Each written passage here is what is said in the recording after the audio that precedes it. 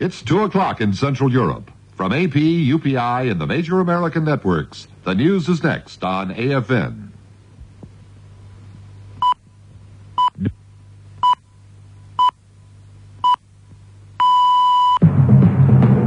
Good afternoon, Charles Lutz, AFN News. Republican leaders in the Senate begin this week as they did the last, trying to round up votes to pass a budget plan for 1984 that's low on tax increases and high on deficits. They're likely to be hammering away at the 5 moderates who haven't announced their voting intentions yet. The Senate is expected to vote this week on the nomination of William Ruckelshaus as head of the Environmental Protection Agency. He's expected to win easy approval. The situation in Nicaragua will be under discussion in the House Foreign Affairs Committee later today. UPI's Rob Navius sets the scene.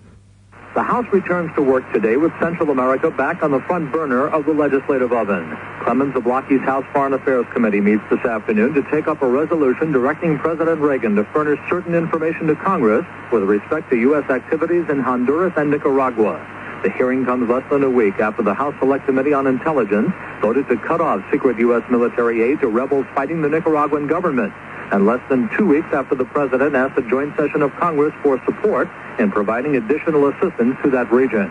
The committee is expected to approve the resolution and direct the House to convene a rare secret session for a classified briefing on developments in Central America. Rob Navius, Capitol Hill. Secretary of State George Shultz predicts that Syria will pull its troops from Lebanon within a reasonable time, but Shultz says the negotiations toward that goal will be difficult. The secretary is in Paris today for an economic meeting. This is AFN Radio News. Socialists won 45% of the vote in Spain's elections yesterday. Socialist leaders hail the outcome as an endorsement of the policies of Socialist Prime Minister Felipe González. Britain's Prime Minister Margaret Thatcher is expected to end all the speculation very soon on what date she will set for an early election. Here's Robert Siegel of National Public Radio in London, who says early June may be the time. An announcement about an election is going to be made shortly, and it's almost certainly going to be for an early election next month. Mrs. Thatcher, who was elected 4 years ago, could keep Parliament in session for another year, but she's now widely expected to announce a June 9th general election.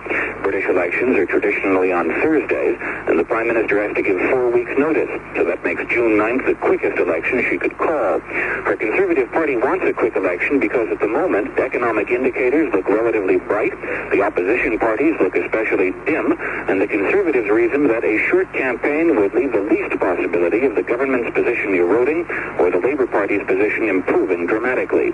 For National Public Radio, I'm Robert Siegel in London. U.S. State Department officials say they don't know what might have prompted the Soviet-backed government of Afghanistan to expel an American diplomat, but State Department spokesman Joe Reep says Afghan charges that Peter Graham used pornographic literature to purchase rugs are ludicrous and wholly without foundation.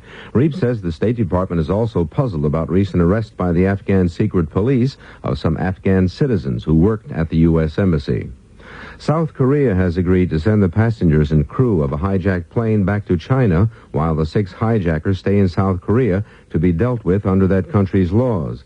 But the plane's scheduled departure today has been delayed, and sources say the reason is a last-minute dispute over wording of a written agreement. 5 men and a woman commandeered the domestic Chinese flight on Thursday. They said they wanted to defect to Taiwan.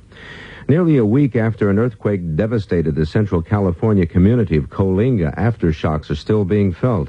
There were 2 more strong jolts early today, causing some additional damage, but no reported injuries.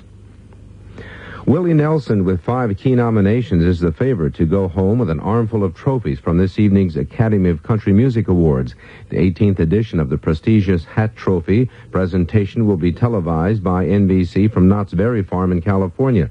Nelson received the most nominations, including Single Record and Album of the Year, for his Grammy-winning hit, Always on My Mind.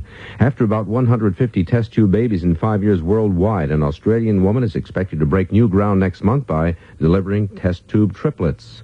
The dollar fell in today's Frankfurt trading. The fix of 2 marks 43.46 means the military rate through tomorrow will be 2 marks 41 down a penny, 241. AFN News is compiled from major networks, wire services, and public affairs offices. Charles Lutz reporting.